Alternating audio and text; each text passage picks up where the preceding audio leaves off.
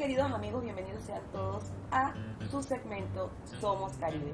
Y en el día de hoy tenemos a un invitado súper especial, el señor Clara Richard, padre de la Ley 9 que crea el Día de la Etnia Negra en Panamá, que es una fecha muy importante y que de alguna manera ha revolucionado el país de tal manera que se celebra todo un mes de forma muy impresionante, colaborando desde Colón, Chiriquí.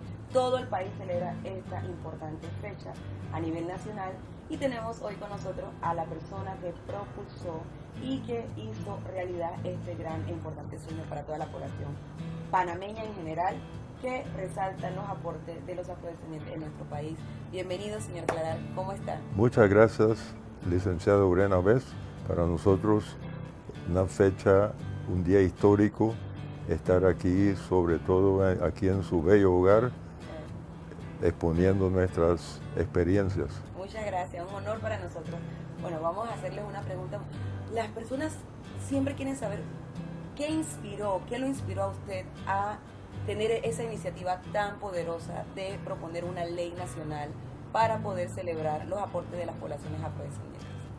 Bueno, gracias por esta oportunidad, pero me tomaría bastante tiempo para poder exponer toda la situación, pero desde mi niñez, nací en Puerto Armuelles el año 1935, la población negra en Armuelles era numerosa en aquel entonces, tan numerosa que influyó tremendamente en los habitantes, sus costumbres, su idioma, de tal punto que los latinos en aquel entonces, en su mayoría, hablaban inglés por la influencia negra que hubo. Nosotros empezamos escuchando hablar de Marcos Garvey, y cuando digo Marcos Garvey, una figura internacional y la población negra de aquel entonces fue un ícono, él llevó mensajes muy importantes a la población de Puerto Limón, Almirante, Bocas del Toro, en Colón también. Y escuché tantas historias importantes de Marcos Garvey, y cuando fui creciendo, pues fui identificando situaciones que no eran muy comunes, y a la vez prácticamente era la única persona que veía y me decían, hombre, aquí no hay racismo, aquí todos somos iguales, pero sin embargo yo crecí viendo barriadas donde los negros no podían, residíamos, y barriadas donde los negros no teníamos acceso, y fui viendo toda esa situación. Nacimos prácticamente a unos 800 metros del campo de golf, y al ir creciendo nosotros nos activamos alrededor de toda esta situación, y escuchamos la gente negra decir que no te metas en eso, todos estamos felices aquí donde estamos, y todo el mundo estaba conforme con la situación. Sin embargo, yo seguía viendo una situación irreal, una situación diferente a la que la mayoría de las personas. Cuando llegó a mi mano la primera revista Ebony, yo creo que gran parte de la población sabe qué es la revista Ebony, y en esa revista vi figuras negras importantes, vi personas negras que tenían otro estilo de vida, y eso me llamó la atención. Lo mismo ocurrió con la revista Despertar de los Testigos de Jehová. Fue la primera revista religiosa en que vi figuras negras. Oye, y eso también me llamó la atención. Y fui entonces interesándome en la revista, la buscaba, porque en aquel entonces los marinos que llegaban a Armuelles en los barcos fruteros, algunos negros, y entonces yo le pedía la revista, y algunos me traían, cada vez que llegaban a Armuelles me llevaban revista, y eso fue nutriendo mis conocimientos y creando en mí el despertar. Y En Armuelles tuvimos, creo que en el gobierno del general Torrijos hubo un intercambio de profesores costarricenses que llegaron a Panamá, a Puerto Armuelles, y ellos elaboraron allá en Puerto Armuelles por 2 años. Estaba el profesor Bolaños y el profesor Fernando Hernández. Entonces el profesor Hernández, él se interesó mucho en el tema. Al regresar a Costa Rica me llamó un día y me dijo, oye, aquí en Costa Rica los negros piensan igual que usted. Oye, eso me inspiró porque decía que yo pensé de uno que no estaba solo. A tal punto que él logró conseguir que uno de los libros escritos por el licenciado Quince Duncan, Sí. tenía el autógrafo de Quince Duncan y me la hizo llegar. Días después me mandó un periódico donde se publicó la situación del reconocimiento que se le hizo al negro costarricense, creando un día para el negro en Costa Rica, sancionado por el presidente Carazo. Vamos a dejarlo hasta allí para que en el próximo bloque usted pueda ir a profundidad de esta parte de lo que ocurre con esa noción, esa inspiración que recibe de Costa Rica. Gracias. Vamos a dejarlo ahí y en nuestro próximo bloque volvemos con esta parte para entender realmente qué papel juega esa inspiración que recibe don Clara de lo que ocurre en Costa Rica. Y estamos de vuelta en Somos Caribe con esta visita tan especial de don Clara Richard, padre de la ley de creatividad de la etnia negra en nuestro país, y compartiendo con nosotros cómo le llegó esa gran y poderosa inspiración para poder proponer algo tan importante en nuestro país. Nos contaba sobre Costa Rica, por favor, continúe con lo que nos contaba sobre Costa Rica. Sí, como no, gracias. El Sindicato de Educadores Costarricenses fue vital en la formación, la creación del Día de la Etnia Negra. Cuando me llegó un ejemplar del periódico en mención, oye, me inspiró, me interesé. Y ese año se celebraba en Panamá el primer Congreso del Negro panameño. Y bueno, yo hice llegar algunos ejemplares acá a Panamá, pero ellos me dijeron rotundamente que no estaban interesados en un día para el negro. Entonces me hicieron sentir pues que yo estaba fuera de orden, me explico.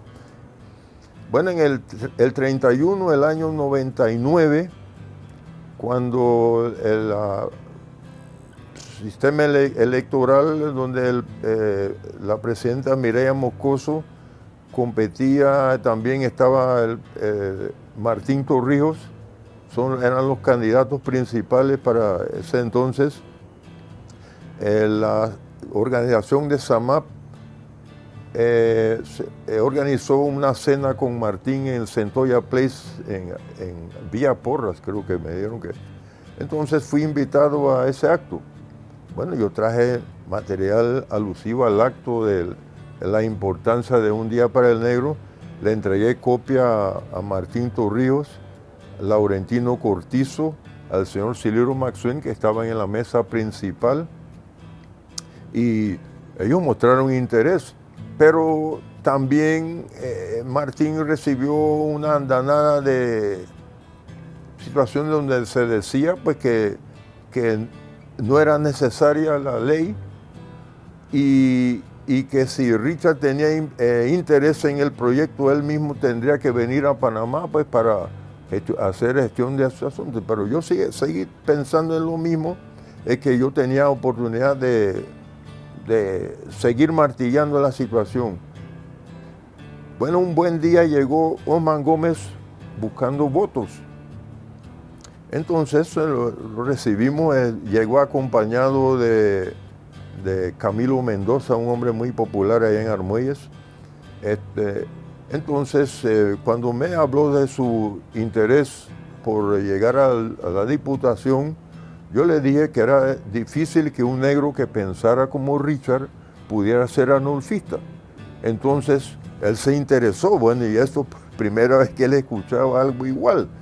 Entonces, yo le señalé, le busqué un documento donde el padre del doctor Newton Osborne y Olin Osborne había hecho una solicitud para ejercer su profesión allá en Armuelles como fotógrafo, y se le negó por ser de inmigración prohibida según la Constitución del 41. Bueno, una vez Osman recibió ese documento, me dijo que si él salía electo, él me presentaría ese proyecto. Entonces yo le dije que sería una bonita forma que el Partido Arnulfista pueda reivindicarse ante la comunidad negra. Y créame, él cumplió su palabra, él lo presentó. Entonces eso pasó a la Oficina de Participación Ciudadana, donde la licenciada Marisa Arroyo era quien dirigía esa oficina. Marisa Arroyo nos llamó para una entrevista, entonces yo le dije que acababa de regresar de Panamá porque yo me estaba atendiendo acá en el oncológico, acá en Panamá. Entonces, que yo recomendaba al profesor Collie, historiador y conocimiento, hombre de mucho conocimiento. Entonces Collie no nos falló. Collie siguió yendo a todas las reuniones. Fue Collie quien escribió la exposición de motivos que utilizó Osman Gómez, la que utilizó el diputado Francisco Ameglio, que fue el presidente de la Comisión de Derechos Humanos a la cual el proyecto pasó.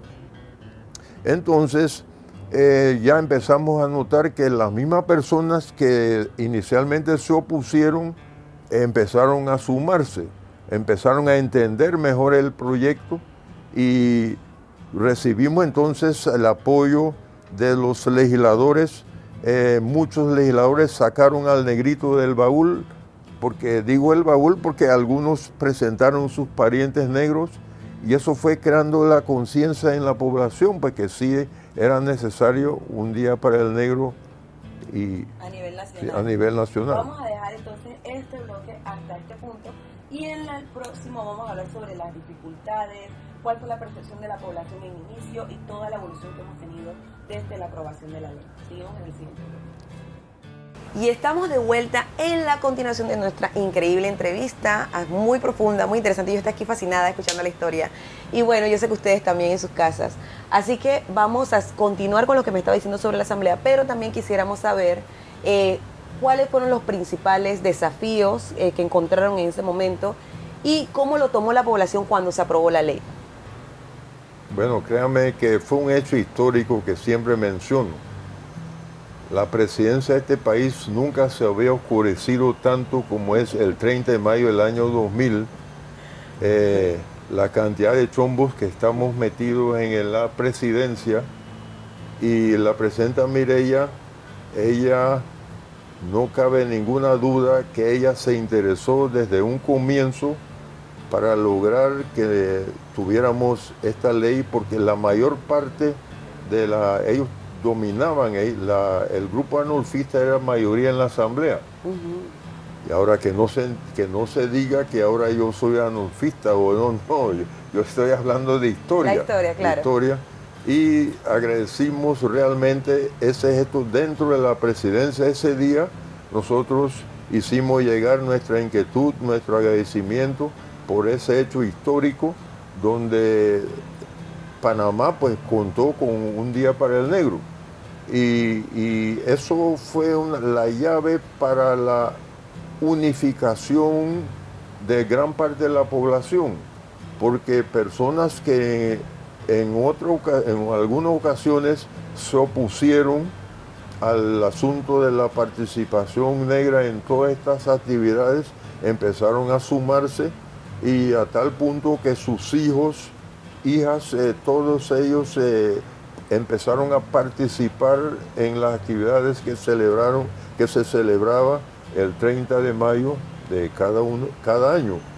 En el año 2004, un grupo de personas en la residencia de la profesora Dolly Henry, presos el profesor Collie, Ainesili, Branch, Rodrigo Morán, el doctor Osman Nicolás, una serie de personajes que hicieron posible la creación del decreto 89 que involucraba a las escuelas, colegios, universidades en este proyecto.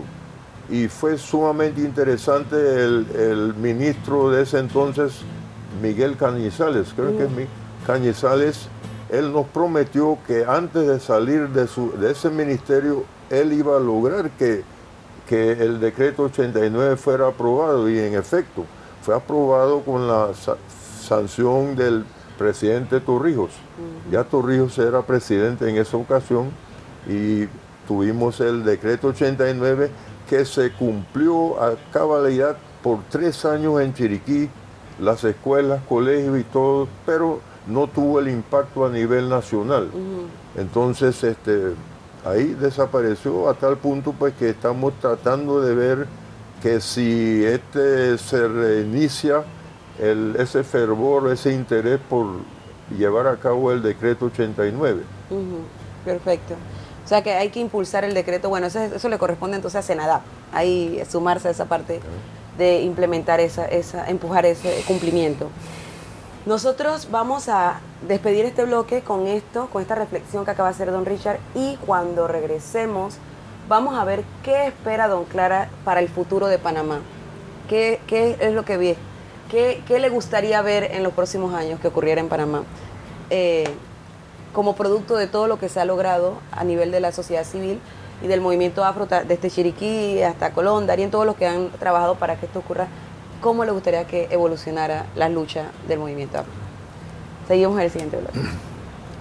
Y estamos de vuelta en nuestro último bloque de Somos Caribe con uno de los invitados más especiales que hemos tenido en este segmento, don Clara Richard, que nos ha compartido esa historia sobre la creación de la Ley 9 del 2000, que celebramos en mayo de forma muy ferviente, muy alegre, y que conocemos hemos aprendido en este momento cómo ocurre o cómo se da este importante acontecimiento en nuestro país.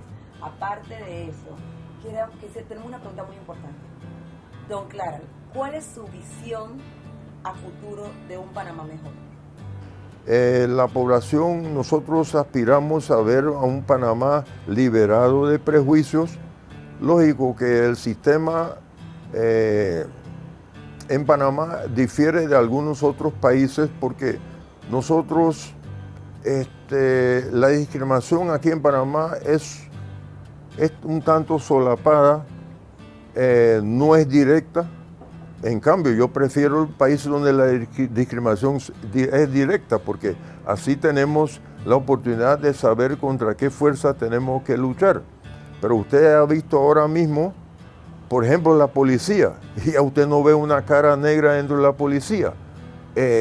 Hay una serie de situaciones en estamentos gubernamentales. Ya el negro desapareció. Las embajadas culturales, no vemos negros.